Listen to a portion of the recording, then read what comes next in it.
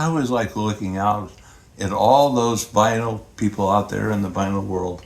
Don't you? Look at all of them. All 25 of them. Wow. Something. It's something. It is. It is. They can watch this without combing their hair or brushing their teeth or anything. You know? Well, if they want to, they could go to the refrigerator, pick up a slice of pizza, a Coke, or whatever, you know? Yeah. You know. Sometimes. Most of our fans are non-alcoholic, you know. That's just, good. You think? Well, the ones I know. This might be leading the ones to that. I know. I think do not drink. Yeah. Okay. Good. Because I know some of these people that watch. Oh. Like your sister. Oh, no, really? she's not a drinker. No, she's not. No. But I didn't know she watched. But that's great. I'm lying to tell you the truth.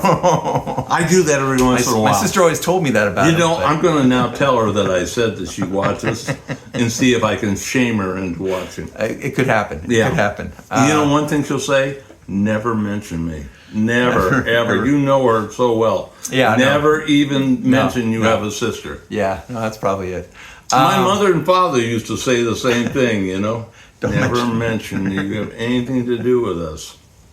Oh, them. Them. Yeah. Oh, Well. you remember them, don't you? Yeah. Okay. Today we're going to do Geils Band. So. Wow, what a deal, man. I'm all in, but I can't wait to see what you brought. I've been reading Peter Wolf's book, which is basically talking about all the different people he's worked with or knew. I mean, some are poets and and things like that. I didn't know. Artists, I really hasn't really talked it so far in the book. I'm at least 100 pages in, and he hasn't really talked that much about current artists. He's still talking about Andy Warhol and well, wait a minute. artists The height of his popularity in Geils Band, I remember that. That's a 70s band, right? Yeah, but he started in like 67. He had a band called The Hallucinations. Oh, no, I didn't know about that.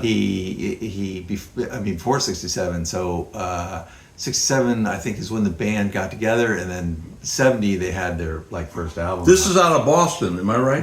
Right. Very good. And they played a club, Boston Tea Party, and I started wondering because I have an album called Boston Tea Party, you know, and I'm going, wow. Did the band name themselves after the bar? Did the bar name themselves after, or do they just both name themselves after the Boston Tea Party? I think it's after the Boston Tea Party. Right. Well, but I mean, it's just, it's kind of quirky. I'm not publicizing no bar for free. There you go. So yeah, Peter Wolf, Seth Justman, Magic Dick, Jay Geils, Daniel Klein, and Stephen Joe Blad. Isn't that funny? We remember Peter Wolf so much and not so much Jay Geils. So this could be a situation where a guy gets to name the band after him, but the person that really sticks out is Peter Wolf. Now, who was the lead singer? Yeah, Peter Wolf. Peter Wolf was the vocals, but Jay Geils was guitar and mandolin. And Magic Dick that's did harmonica. interesting. And they were basically a blues band. I mean, when they started out, they definitely a blues band. Oh, and a good one too. Yeah. And but they, you know, but it's not that would have been a bad course because, as I've said many times, if you want to sink down and be a 100% blues band, you're setting a direction to the obsolete shelves of a record store because it's nowhere. You got to make yourself commercial somewhere. Right. Get yourself into that rock category. And yeah. Well, this one has a Detroit breakdown on it. So I love that song.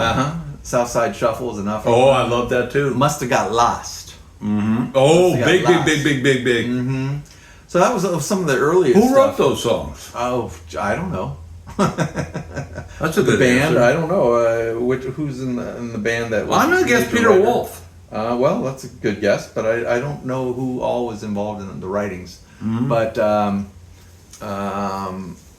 they I mean, he was talking about how he was, before he made it, right? I mean, way before he made it, he was got Boom Boom. Oh, we're talking about John Lee Hooker. There you go. Thank San Carlos, California. Yeah. Okay, so John And he had later in life, though he didn't own a cent of it, they had a John Lee Hooker club on Fillmore Street in San Francisco. Oh. And he was good enough to be a pretty regular guy, and that was a blues club. Booker T without the MGs played there, okay. and a lot of Bay Area blues people Uh-huh. played there as well. Anyway, he went to go see John Lee at a coffee house, basically. I want to say that was in Chicago, but wherever he saw him, John Lee Hooker has albums where he's at a hootenanny. So, and he would tour the college campuses. This is when a lot of, we've talked about this even recently, how a college campus, a high school auditorium were where fair game. Everybody who was at the time playing, you couldn't play any bigger auditorium than a high school auditorium. Right. You know, and a lot of times that was fixed seating, and it was maybe 30 rows, 40 rows, and no room for anything else, but it had a real good stage, a curtain that could be drawn open and closed, and some lighting. Not a lot, but some lighting. Because they did stage plays at high schools. Right. So they had some decent I lighting. remember hearing about Jim Croce coming back to a high school that he had booked, but he canceled because he couldn't make it to that show. But to his credit, even after he hit it big with Bad Leroy Brown, he came back and did that gig. Oh my God. And good for him. And I love this record. This is one of my favorites. The Geils Band. And self-titled records tend to be really good. Especially on Atlantic. I love that Atlantic label. And I don't think this has been reissued. You know, here's all these special master recordings that Rhino Records is putting out. Get around to this. I should really talk directly to the executives of Rhino Records. Rhino Record executives, get some J. Geils. This band here, self-titled, let's put it out. Get Kevin Gray to remaster it, and let's have it on either purple vinyl, blue vinyl, yellow vinyl, green vinyl, something. I see they do a song called Snow Cone by Albert Collins, and it's like, what a good blues tune to pick up. Oh, yeah. And they also do another one by Otis Rush. Oh my! Homework. Well, you know, I mean, you had said earlier that they were a blues band. You're right there in the heart of blues country. They're man. doing a cover by John Lee Hooker. Serves you right to suffer. Wow. You know? I see this one first. I look at the person. That's actually originally by the Contours and written on Motown Records by Smokey Robinson. Oh, yeah, Joe Bet Music, I see. Yeah, and the Geils Band, when they put it out, they put the humor into it. Boy, I'm glad you said that. I've been waiting for... I read some things on J. Geils, and they don't mention that. And they did a lot of humor. They did a lot of humor. There's one about our anchovy. No anchovies, please. I don't know if you know that one. No, I don't. But that they were. And a lot of Bull Moose Jackson was the first guy to me. Right, with the 10-inch And he record. was, the 10-inch record. But he was recording way back in the 40s and 50s. Right. And that 10-inch record, that refers to women, and that's what we're talking about with big. And he was banned. I mean, it was hard for him to even find a bar that wanted to have him perform in. Oh my God, what they did to that man! Oh wow! Oh yeah, he had to. Worked out all right for He was lucky if he could even get into town. You know. But what else about First I Looked at the Purse? What jumps at you? That there's these blues, Mississippi, Sippy Wallace. She did a lot of this stuff that had the double meaning and all that, and you could tell by the title. But she did it where she'd be singing it and smiling. Right. I love that type of a blues song. They just love it so much, and they're. So there's a double entendre with First I Looked at the Purse. Oh yeah. Oh okay. All right. So we ain't looking at no purses. I'll check that out. Yeah, check it out. That is all right. And to think that Smokey Robinson, of all people, is the writer. Oh my God, on Motown Records. But there's this is a Southside Shuffle on this one. Yeah. I like that one a lot. Ain't nothing but a house party. Well, yeah, they were just a fun group, you know. Well, look at the pictures. We should show these pictures. Guys with cigarettes hanging out of their mouth. And you want that on the back of your cover? You're making a statement there. Yeah. Even the front. And Bloodshot. We're talking about a bar band who wants to make it clear. We're all heavy drinkers. We're all heavy smokers. You know?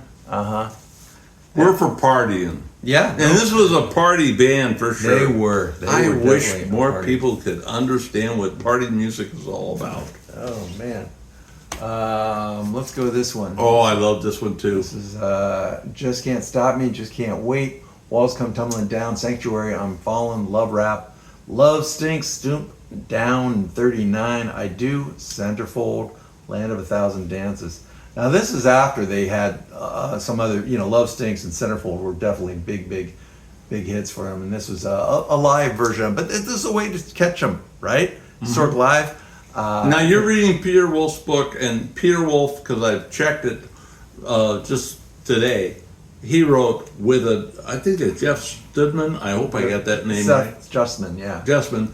He and Peter Wolf wrote 90%. Now we know they didn't do Land of a Thousand Dances. That's somebody else's right. Song. But for the most part, this is all Peter Wolf and the other band members. Some of the other band members. Yeah, but it's not Jay Giles. Well, he was on some. I did see his name listed on some of this. So, by Wolf and Justman, Titus.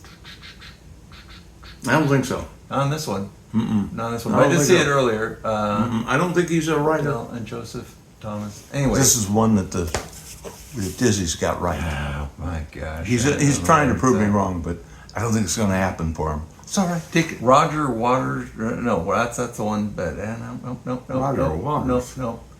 Jimmy. Give it up. Give it up. Give it up.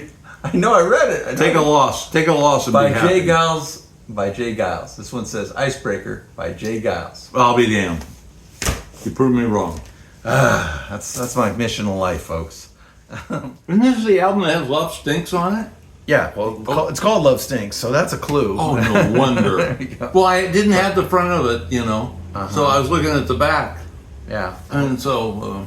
yeah, and the couple here, it looked like a 1950s style couple, and they're, Oh, that's right. Yes. There's some things about I'm glad love you that mentioned stink. that. Yeah. You don't necessarily notice that. You just think, oh yeah, Wally and his girlfriend are doing pretty well. Yeah. But there's some things about love that And can hurt. their childhood pictures are back here that kind of is cute about it. You don't think of a blues band as putting childhood pictures on the back of their No, album. but they were changing at this point. They were were. trying to be You're more right. pop at this point. Yes, I And, totally agree. Which is a wise decision to get out of the blues category and get yourself into the rock category at every record store. Oh, and they mix with comedy Yeah. too, with the No Anchovies Please. They're Now you can be in the 10 records for $1.99, mail in and then buy another 10 records at full price from us. But this one really caught on, and then it led into the next one they had, which had centerfold on it, and that Is that this one? No. Why would I do anything in order? No. This is Sanctuary, and this one was 1978. And I don't remember these songs. So I Could Hurt You, One Last Kiss, Take It Back, Sanctuary, Teresa. Seth Justman did all the arrangements. And he's with Peter Wolf that did a lot of the writing. Yeah. Writing a lot Wolf of and Justman did a lot of the writing. It says all songs on this one. And apparently he was a keyboardist. Yeah, I see that. Yeah. So. And he was there the whole length of this band, as far as we know. Yeah. Well, this band, even after Peter Wolf left, they were still a very strong band, and they still were great. I think people just got tired of it, or were, ready to move on to something else, or thought maybe they'd lost something, but really they hadn't. They were still very good, even later on after like '84. Well, do you have some of those albums? Yeah, I do have one, but we'll get to that. Okay. You getting choked up? A little bit. So here's another J. Geils, Surrender. You're the only one. I do. Somebody I'm falling. I do is kind of another one of those kind of party songs, and is kind of the audience and get the audience singing to it as well.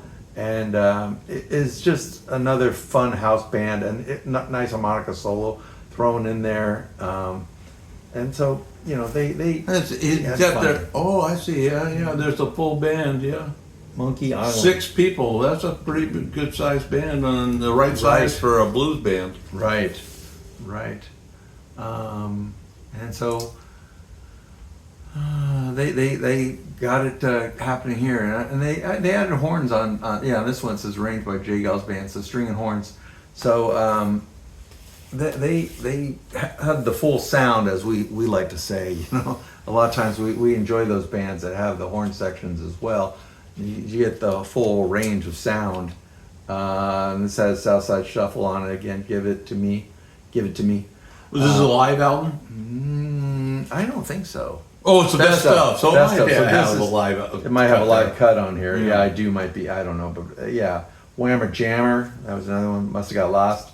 Looking for a love. So that's a good one to have. Just That was a big seller. For you. I came across that album a Whenever lot. their greatest hits, you know, people are like, well, that gives me all of it, doesn't it? Well, yeah. This was later. Here, we were talking about later ones. This one had Concealed Weapons. So Oh, I don't remember that song. I do. Oh, do you? But Well, you have a better memory. well, and then they had you're getting even while I'm getting odd, which I think is the name of the record. But you know, it's still fun music, full tilt. And this one, I believe, doesn't have Peter Wolf. And it has Seth Justin. produced and arranged. Justin. But I think he produced and arranged all the albums. Right. And he's a keyboardist with the band, so Right, made sense. Yeah. But yeah, they still had Magic Dick. They had all the other players, and isn't that the harmonica player? yeah. Which is it had strong harmonica playing on these albums. It did. We won't call on these albums with the J. Geils Band harmonica as a filler. This was right out there in your face harmonica playing. Yeah. So still was strong even after Peter. Well, it's left. just a very great, it's a band with a lot of great musicians. Right, so right. They could keep doing it. They could put it out. And they did, and it was great, and I enjoyed it. So that's the end of J. Geils. At least. So this from my band was collection. disbanded after 1980 or so? No, I think it was a little later. 90? Yeah, they might have popped in and out type things, but Well, that's because they had lost Peter Wolf maybe in 1980ish. Right, and then they Jay Geils I think passed away too. In 2017 or something like that. Wow. But all that kind of eventually puts a knife in the band. Yeah. But anyway, I don't really want to go into the downside of a band. But they did have a lot of great years. A lot of great Well, they music. started in the 70s, so that's a long career. Well, I really the 60s. The 70 was their first 60s, album. yeah, But okay. 67 was like when they first said, "Let's get years together." now. Right. See how I put that math right together real 65. quick? I think it's 60 years because I'm 65 and I was born in 60. So that doesn't quite work. Math was never my strong subject. Not that any of them were my strong subject, but that was probably the least favorite of me. Coloring, did you have a good time there? I did. The people used to say, nobody copied Dizzy's drawings. Nobody. Don't even look at him. It's not a good idea. I don't know what he's doing there, but it's not productive. I just remember my dad always saying, "What's wrong with that boy? What's wrong with that boy?" I remember my dad trying to teach me even simple math, and he'd just throw up his hands and say, "I give up. Leave it to the teacher." That's it. That's it. No, I got my own homework stories, but anyway.